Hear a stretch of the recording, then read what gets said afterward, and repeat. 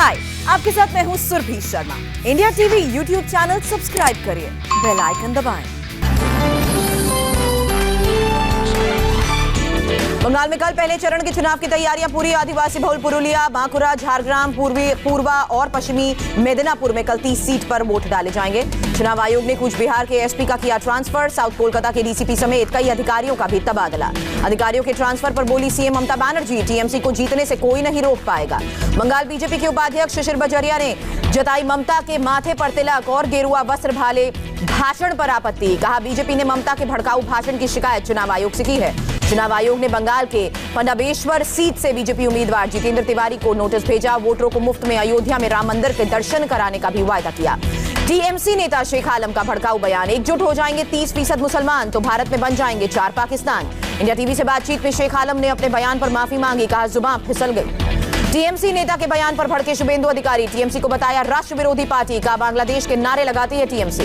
बैरकपुर के बंगाल सांसद अर्जुन सिंह ने ममता पर लगाया बूथ खरीदने का आरोप। कहा ममता को दिखाई दे रहा है चुनावी हार। कूच बिहार के बीजेपी मंडल अध्यक्ष अमित सरकार के अंतिम संस्कार में शामिल हुए कैलाश विजयवर्गीय और दिनेश त्रिवेदी। फंदे से झूलता हुआ मिला था अमित सरकार का शव।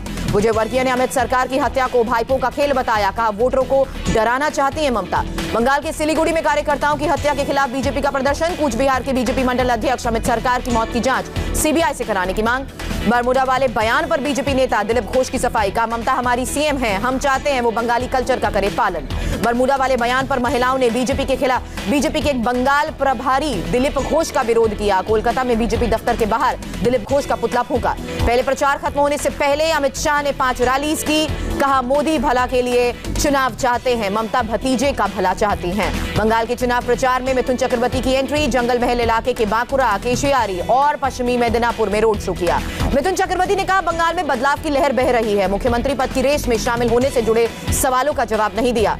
मिथुन ने कहा रोड शो की भीड़ वोट में जरूर बदलेगी। बीजेपी की सरकार बनने का पूरा भरोसा। ममता ने पीएम मोदी को फिर कहा झूठा। दक्षिण 24 परगना की रैली में कहा खुद लोगों का पैसा खाते हो और पीएम मांगते हैं हिसाब।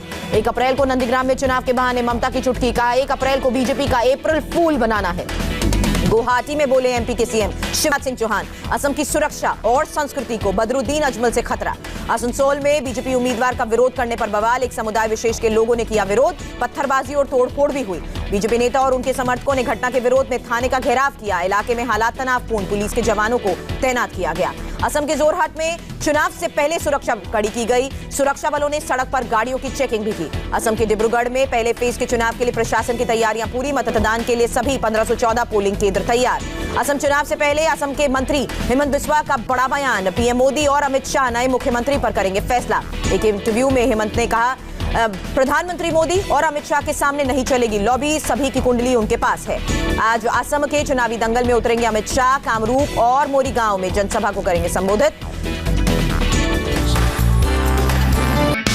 हाय, आई एम सुरभि शर्मा। खबरों से अपडेट रहने के लिए India TV YouTube channel subscribe करिए, साथ में बेल आइकन जरूर दबाएं। जुड़े रहें इंडिया टीवी के साथ।